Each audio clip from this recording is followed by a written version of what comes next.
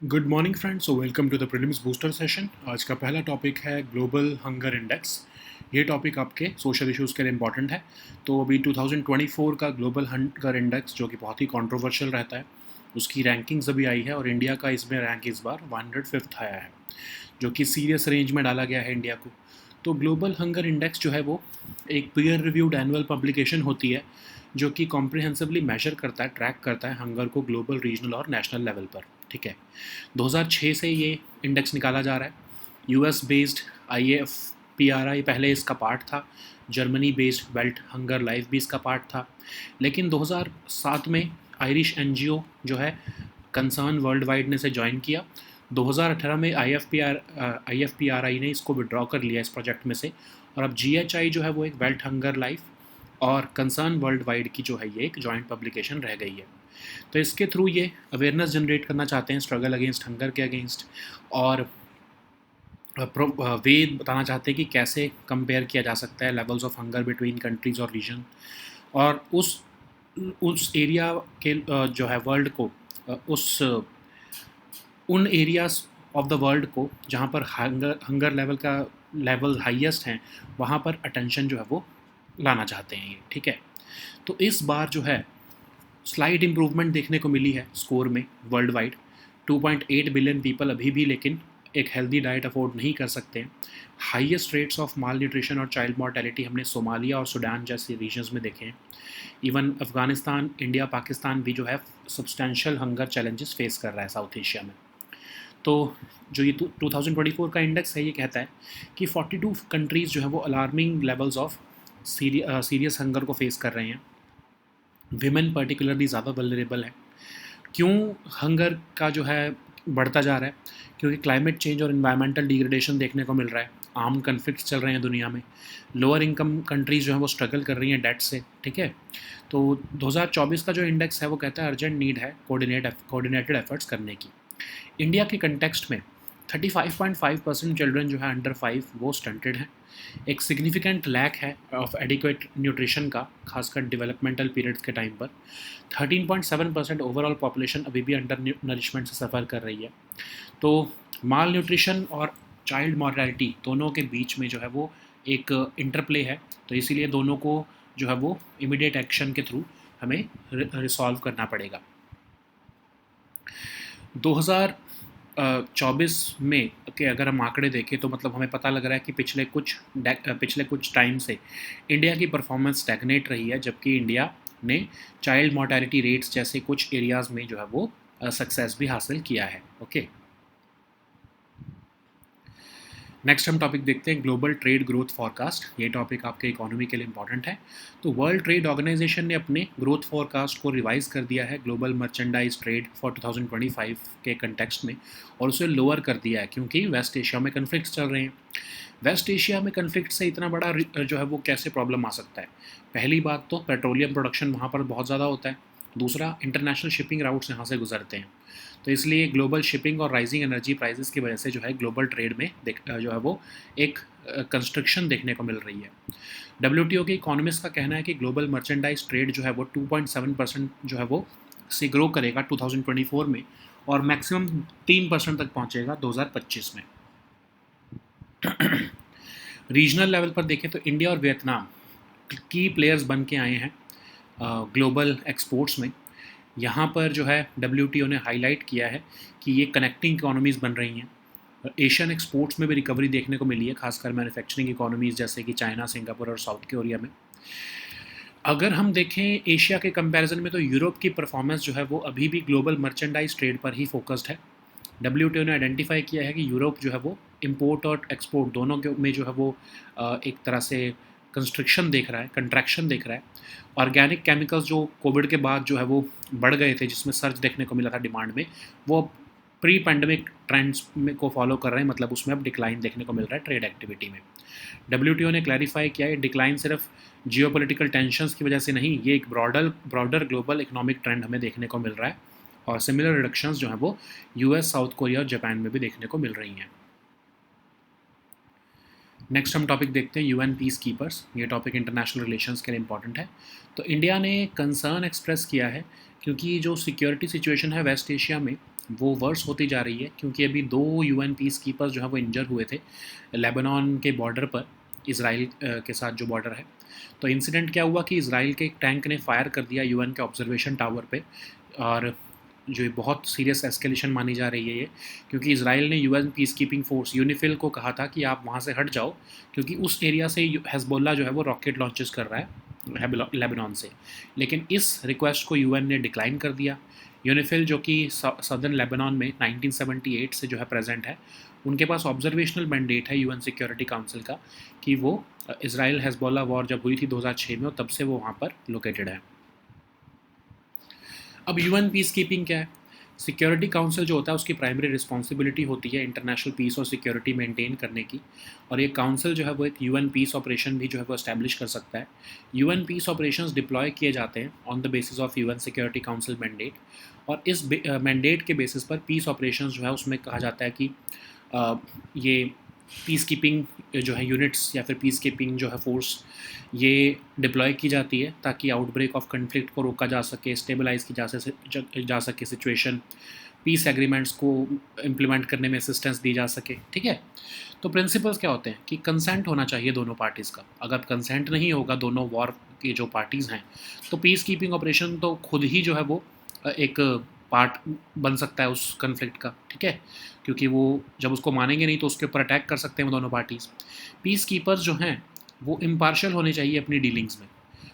Force उन्हें कभी use नहीं करनी है एक्सेप्ट इन सेल्फ डिफेंस या फिर अपने मैंडेट के डिफेंस में।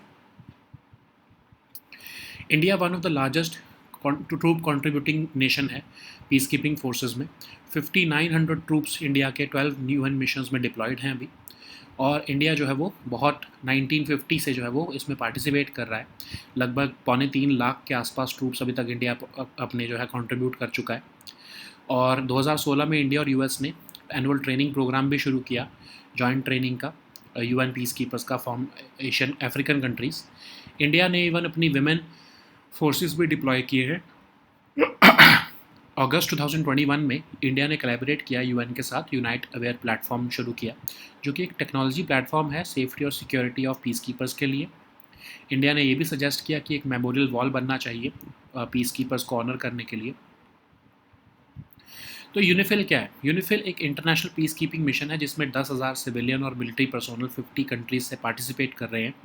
2006 के यूएन रेजोल्यूशन से इसको एस्टैब्लिश किया गया है, लेकिन यूएस और इसराइल इसको हमेशा क्रिटिसाइज़ करते हैं कि ये इनफेक्टिव रहा है, और इसने हेजबोल्ला को अपनी स्टॉक पाइलिंग और रॉकेट्स फायर करने से अभी तक कभी नहीं रोक पाए हैं। ठीक है, पीस कीपर्स जो है वो फोर्स सिर्फ तभी यूज़ कर सकते हैं जब सेफ्टी और सिविलियंस जो है वो इमीडिएट डेंजर में हो। ठीक है, तो इसराइल ने कई बार इनको वार्न किया कि आप जो है यहाँ से हट जाओ, क्योंकि हम यहाँ पर हेजबोल्ला को टारगेट कर रहे हैं, लेकिन यूनिफिल ने इस जो है वो डिमांड को नहीं माना। ठीक है, उसकी वजह से जो है ये मिस हैपनिंग हुई है। नेक्स्ट हम टॉपिक देखते हैं एनसीपीसीआर। ये टॉपिक आपके सोशल इश्यूज़ गवर्नेंस दोनों के लिए इंपॉर्टेंट है। तो एनसीपीसीआर ने सीरियस कंसर्न्स रेज किए हैं कि स्टेट्स जो हैं जहाँ पर मदरसास चलते हैं उनकी स्टेट फंडिंग नहीं होनी चाहिए। एनसीपीसीआर एक इंडियन स्टेचुटरी बॉडी है 2007 में जिसको एस्टैब्लिश किया गया, और इसका मैंडेट ये है कि जितने भी लॉज, पॉलिसीज़, प्रोग्राम्स या एडमिनिस्ट्रेटिव सिस्टम्स होते हैं ये राइट्स ऑफ द चाइल्ड से कन्फॉर्म करने चाहिए। तो बेसिकली एक राइट्स बेस्ड पर्सपेक्टिव देता है ये। ठीक है, तो इसमें ये कहा गया कि आर्टिकल 29 और 30 ऑफ कॉन्स्टिट्यूशन प्रोटेक्ट करता है माइनॉरिटी राइट्स, लेकिन चिल्ड्रन जो मदरसा स्कूल में है उनको equal access to quality education under RTE act नहीं मिल रहा है। और एलिगेशंस हैं, ऑब्जेक्शनेबल कंटेंट उन्हें रिलीजियस टेक्स्ट और के बारे में पढ़ाया जाता है, और क्वालिफाइड एजुकेटर्स नहीं हैं वहाँ पर। तो स्टूडेंट्स के जो एसेंशियल फैसिलिटीज़ होती हैं वो भी नहीं मिलती हैं। तो हाई कोर्ट की रूलिंग थी UP board of Madrasa education act में, जिसमें कि कहा गया कि ये अनकॉन्स्टिट्यूशनल है, और कहा गया कि ये वायलेशन कर रहे हैं सेक्युलरिज्म और फंडामेंटल राइट्स के under article 14 of the constitution. और एनसीपीसीआर ने इसलिए जो है चीफ सेक्रेटरी सभी स्टेट्स और यूटीज़ के उनको लेटर लिख के कहा है कि मदरसा बोर्ड्स को बंद किया जाए, स्टेट फंडिंग इनकी बंद की जाए, और जो नॉन मुस्लिम चिल्ड्रन जो है मदरसा से उनको रिमूव किया जाए। ठीक है, लेकिन वे अहेड हम ये कह सकते हैं कि एक बैलेंस्ड अप्रोच लेकर चलना बहुत ज़रूरी है, ताकि क्वालिटी एजुकेशन सभी चिल्ड्रन के लिए जो है वो इंश्योर भी की जा सके, और डाइवर्स कल्चरल कंटेक्स्ट को भी फॉलो किया जा सके या रिस्पेक्ट किया जा सके। नेक्स्ट हम टॉपिक देखते हैं एमएलए लैड फंड। ये टॉपिक आपके पॉलिटिकल इंपॉर्टेंट है। रिसेंटली दिल्ली कैबिनेट ने अप्रूवल दिया है 50% हाइक का MLA लैड फंड में, लोकल एरिया डेवलपमेंट फंड्स, और एनुअल एलोकेशन जो है वो लेजिस्लेटर्स को 10 करोड़ की बजाय 15 करोड़ मिला करेगी। तो ये MP लैड फंड के ऊपर ही मॉडल प्रोग्राम है, और MLAs MPs में डायरेक्टली तो फंड नहीं रिसीव करते हैं, लेकिन वो प्रोजेक्ट्स रिकमेंड कर सकते हैं कि ये बेनिफिट कौन से प्रोजेक्ट्स को जाएगा। तो ड्यूरेबल इंफ्रास्ट्रक्चर वर्क बनाने के लिए जो है ये MP लैड या MLA लैड जो है वो बनाया गया है प्रोग्राम, जैसे कि रोड्स रिपेयर करना, बिल्ड कम्युनिटी सेंटर्स बिल्ड करना, एट्सेट्रा। तो जो डिप्टी कमिश्नर होता है उन्हें हर MLA को एक बताना पड़ेगा, डिप्टी कमिश्नर को, अपने डिस्ट्रिक्ट में, कि जो वो एलोकेशंस है वो हर साल कहाँ पर करना चाहते हैं, ठीक है, अपनी कॉन्स्टिट्यूएंसी में। तो लोकल डेवलपमेंट के लिए ये फंड्स एलोकेट किए जाते हैं। ओके, नेक्स्ट हम टॉपिक देखते हैं एनाकोंडा स्ट्रेटजी। टॉपिक आपके इंटरनेशनल रिलेशंस के लिए इंपॉर्टेंट है। तो ताइवान के जो नेवी कमांडर हैं उन्होंने कहा है कि PLA जो है चाइना की, वो एक एनाकोंडा स्ट्रेटजी को फॉलो कर रही है ताइवान को स्क्वीज़ करने के लिए। तो एनाकोंडा स्ट्रेटजी क्या है? यूनियन जनरल विनफील्ड स्कॉट ने अमेरिकन सिविल वॉर के टाइम पर ये स्ट्रेटजी बनाई थी कि सफोकेट कर दो अपने दुश्मन को इकोनॉमिकली और मिलिट्रीली।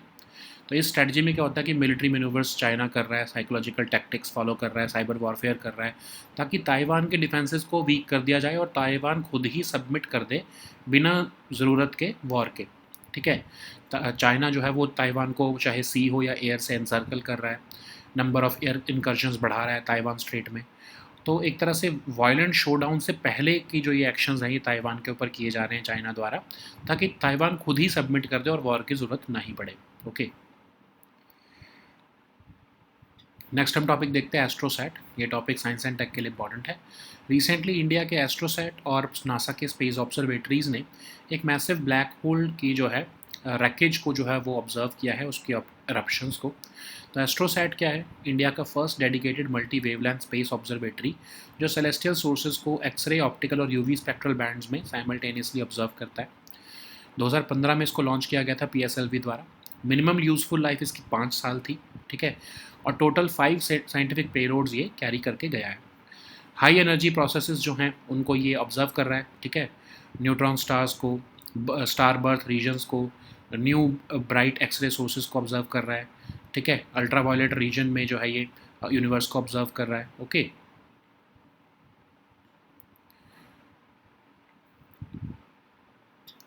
नेक्स्ट हम टॉपिक देखते हैं टेलीमानस। ये टॉपिक सोशल इश्यूज़ का इंपॉर्टेंट है। तो टेलीमानस जो है वो अब कॉम्प्रिहेंसिव मोबाइल प्लेटफॉर्म के रूप में भी अब अवेलेबल है, टेलीमानस ऐप के नाम पर। तो ये Ministry of Health and Family Welfare का 2022 का इनिशिएटिव है, tele mental health assistance and networking across states, जो कि comprehensive integrated 24/7 tele mental health facility है। इसमें 2 टियर सिस्टम का यूज़ किया जाता है। टियर 1 में मतलब ऑनलाइन आपको ट्रेंड काउंसलर्स और मेंटल हेल्थ स्पेशलिस्ट मिलते हैं स्टेट लेवल पर। टियर 2 में आपको जो है फिजिकल कंसल्टेशन अगर करनी हो इनसे तो आप कर सकते हो स्पेशलिस्ट से, जो डिस्ट्रिक्ट मेंटल हेल्थ प्रोग्राम में जो है जो स्पेशलिस्ट हैं। ओके, तो TeleMANAS app basically national tele mental health programme of India के अंडर ऑफर की जा रही है। इसमें वैरायटी ऑफ इन्फॉर्मेशन है, चाहे सेल्फ केयर पर हो, डिस्ट्रेस सिग्नल्स रिकॉग्नाइज करने हो, early signs of stress, anxiety, emotional struggle से डील करना हो, ठीक है। नेक्स्ट हम टॉपिक देखते हैं T-90 भीष्म टैंक। ये टॉपिक आपके सिक्योरिटी के लिए इंपॉर्टेंट है। तो इंडियन आर्मी ने अपना first overhaul of T-90 Bhishma tank जो है वो कर दिया है। तो इंडियन आर्मी का ये मेन बैटल टैंक है सिंस 2003। अपनी फायर पावर, स्पीड और प्रोटेक्शन के लिए फेमस है।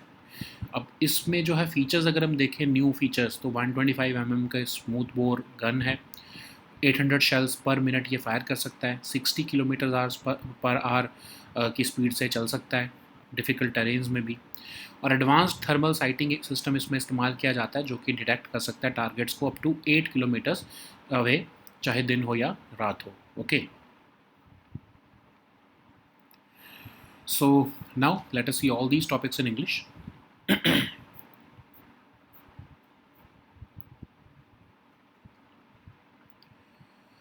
So the first topic is Global Hunger Index. This topic is important for your social issues. So India's struggle with hunger and malnutrition has been underscored by the ranking of a Global Hunger Index of 2024, where India now stands at 105th out of 127 countries. Okay, and it has been categorized as a serious range country. Despite being one of the fastest growing economies globally, India continues to lag behind several of its South Asian neighbors. Therefore, there is a need for effective interventions. But remember that Indian government has always questioned this global hunger index and its motivations, because you can see how India has been placed much behind Pakistan and Afghanistan like countries also. Okay, so this is kind of a hit job against Indian government, and this has been repeatedly rejected by the Ministry of External Affairs um, as a false report. But we need to understand what this global hunger index means. So basically, it's a peer-reviewed annual publication which is designed to measure and track hunger at global, regional, and national levels. It was actually created in 2006, and it was initially published by US-based IFPRI, Germany-based Welthunger Life, and in 2007, Irish NGO Concern Worldwide also became a co-publisher. But in 2018, IFPRI withdrew from this project, and GHI became a joint project of Welthunger Life and Concern Worldwide. So this global hunger index, at least on paper, it intends to raise awareness about the struggle against hunger, provide a way to compare levels of hunger between countries and regions, and call attention to those areas of the world where hunger levels are highest. Okay. So, what are the highlights of this 2024 index? So, this index is showing a slight improvement as compared to 2016, and about 2.8 billion people still cannot afford a healthy diet as per this index. Sub-Saharan Africa and South Asia there are the two regions where there is a very huge problem of hunger, especially in Somalia and Sudan region, and Afghanistan, India, and Pakistan. What are the issues here? So, GHI reveals that 42 countries are still facing alarming levels of serious hunger, and women are particularly vulnerable to food insecurity due to discriminatory norms and violence. Okay, so what are the underlying causes of hunger here? Climate change and environmental degradation is impacting food production and threatening the natural foundations of our economy and agriculture. Armed conflicts is disrupting the food supply. Lower income countries are struggling with debts, and they have to divert the funds away from critical development needs. Okay, so GHI is underscoring the need for urgent coordinated efforts so as to address the crisis of climate change, armed conflict, gender inequality, and economic instability. In with respect to India, it has said that 35.5% of children under 5 are stunted, which indicates chronic undernutrition, where while 18.7% are wasted, which is a sign of acute malnutrition. So these figures reflect a significant lack of adequate nutrition during crucial developmental periods. About 13.7% of the overall population suffers from undernutrition as well, which remains a persistent issue. So there is a interplay between malnutrition and child mortality, which underscores the need for immediate action. So India's performance has been not very impressive in the last one decade, and India's performance has rather been stagnated. And there have been certain area gains in certain areas like in child mortality rates, but the overarching issue of hunger still persists. Okay. So the next topic is global trade growth forecast. This topic is important for your economy section. So WTO has revised its growth forecast for global merchandise trade for 2025, lowering it to 3% from the earlier estimate of 3.3%. This revision is coming in the wake of intensifying conflicts in West Asia, because key shipping routes have been disrupted, particularly the Red Sea corridor, which is going to further impact the global trade flows and energy prices. Why West Asia is such an important a place for global trade? Because it plays a crucial role in global petroleum production and international shipping routes. WTO has also expressed concerns regarding the conflicts which could worsen, and it could potentially lead to further disruptions in global shipping and rising energy prices as premiums increase. So, in light of these challenges, WTO economists are forecasting global merchandise trade growth at 2.7% for 2024, followed by 3% in 2025. Despite the global slowdown in trade, India and Vietnam are emerging as key players in global exports, and WTO has highlighted the growing role of these nations as connecting economies, which is demonstrating that there is strong export growth in recent years in these nations. The recovery of Asian exports has been fueled by leading manufacturing economies like China, Singapore, and South Korea as well. Okay, but Japan is witnessing stagnant exports in 2024 as well. Okay, like in 2023. So, in contrast to Asia, Europe's performance continues to be contracting. WTO has identified Europe as a drag on both imports and exports. Okay, organic chemicals, which saw a surge in demand during the pandemic due to their use in medicines, is now returning back to pre-pandemic levels because of decrease in trade activity. Okay, European imports, particularly in machinery, have also declined with a noticeable reduction in imports from China. So WTO has therefore clarified that this decline is not due to any geopolitical tension, but it reflects the broader global economic trends, with similar reductions being witnessed in other economies like US, South Korea, and Japan. So the next topic is UN peacekeepers. This topic is important for your international relations. So India has expressed concern over the worsening security situation in West Asia after two UN peacekeepers were injured near Lebanon's border with Israel. So this incident has occurred when an Israeli tank fired on a UN observation tower. This marks the most serious escalation since Israel asked the UN peacekeeping force UNIFIL to relocate from positions near Hezbollah rocket launch sites in Lebanon, but this request was declined by the UN.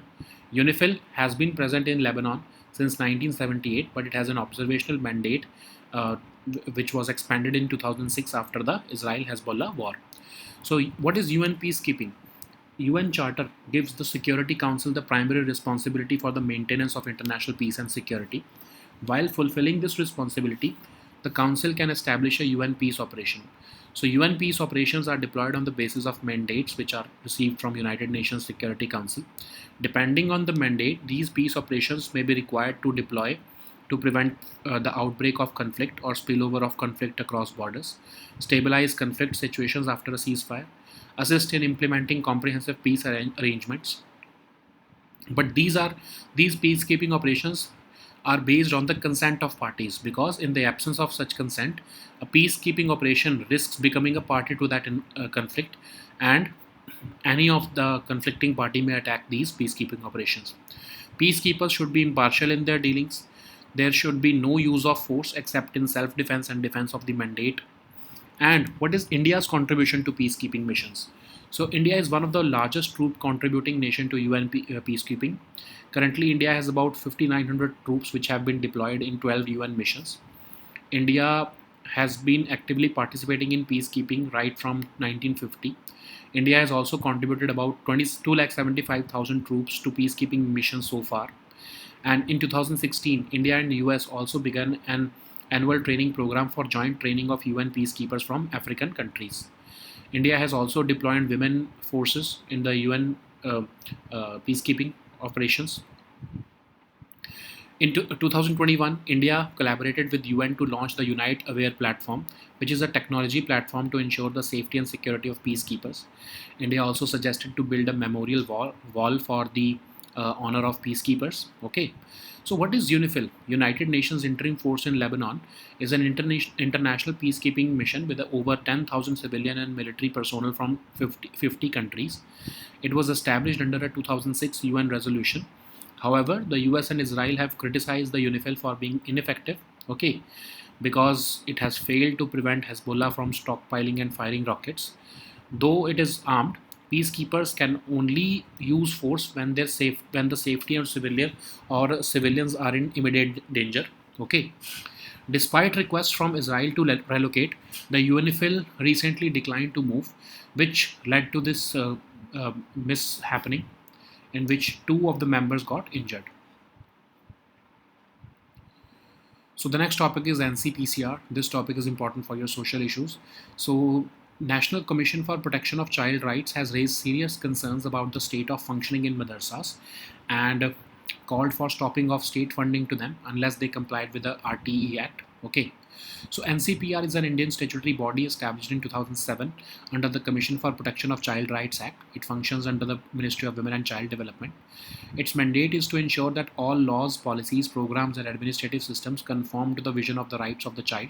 So this commission follows a rights-based perspective which flows into national, state, local policies and programs so as to ensure well-being of children, strong institutional building processes, and respect for local bodies and decentralization at the community level as well. Okay.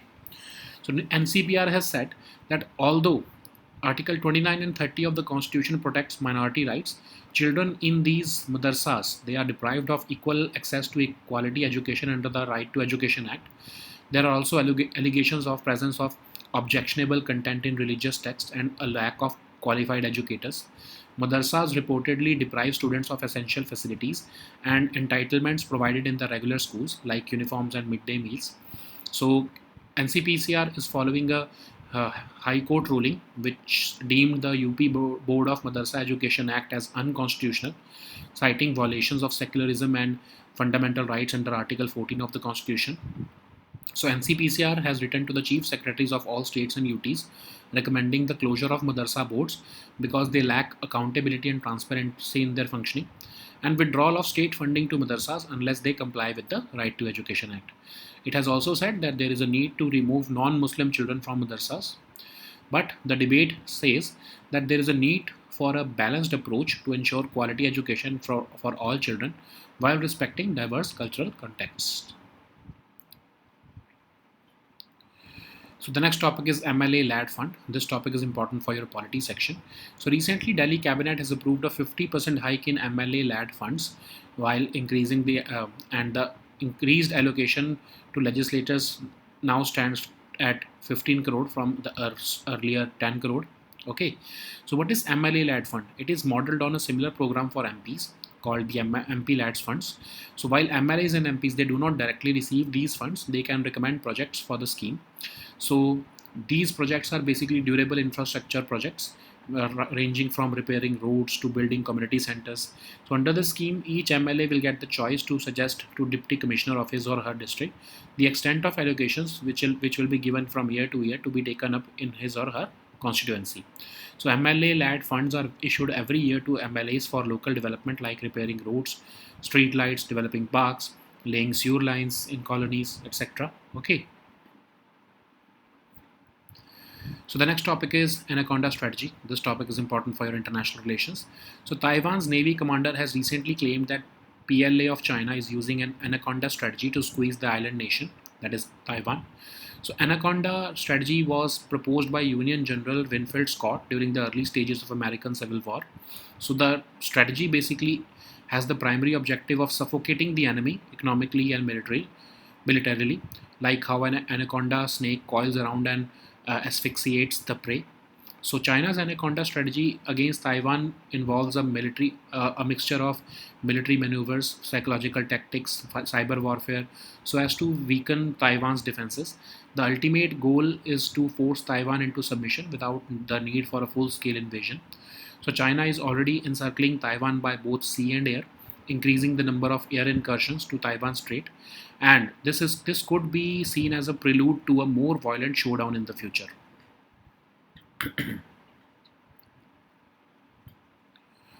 So the next topic is AstroSat. This topic is important for your science and tech section. So recently, India's AstroSat and NASA's space observatories have captured dramatic eruptions from stellar wreckage around a massive black hole. What is AstroSat? It is India's first dedicated multi-wavelength space observatory aimed to study celestial sources in X-ray, optical and UV spectral bands simultaneously. It was launched by the PSLV in 2015. The minimum useful life of AstroSat mission is about 5 years, and it carries a total of 5 scientific payloads.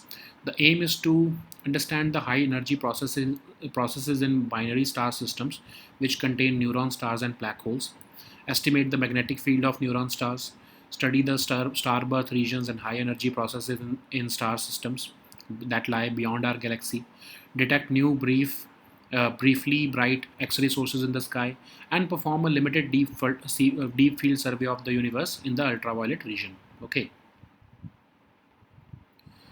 So the next topic is Telemanus. This topic is important for your social issues and your governance section.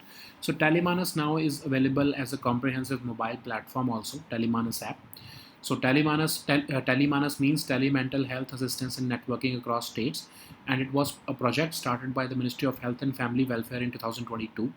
So it functions as a comprehensive integrated and inclusive 24/7 telemental health facility. The aim is to provide free telemental health services all over the country, round the clock, particularly to people in remote and underserved areas. It is organized in a two-tier system. The tier 1 comprises of telemanas cells, which include trained counselors and mental health specialists.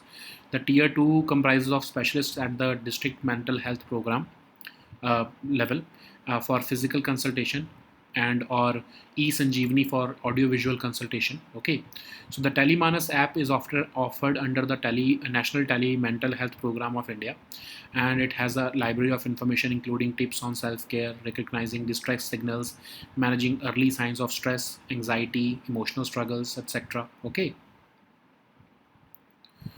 so the next topic is T90 Bhishma tank. This topic is important for your security section. In a significant move towards self-reliance, the Indian Army has recently rolled out its first overhauled T90 Bhishma tank, which is the main battle tank of Indian Army since 2003. It is known for its firepower, speed, and protection. It has been equipped with 125 millimeters smoothbore gun, capable of firing various types of shells, and the tank can fire up to 800 shells per minute. It has a terrain speed of up to 60 kilometers per hour through difficult terrains as well, and it has advanced thermal sighting system, and that's why the tank can detect targets up to 8 kilometers away, day or night. Okay, so these were our topics for today. We'll meet next time with new topics. Until then, goodbye and take care.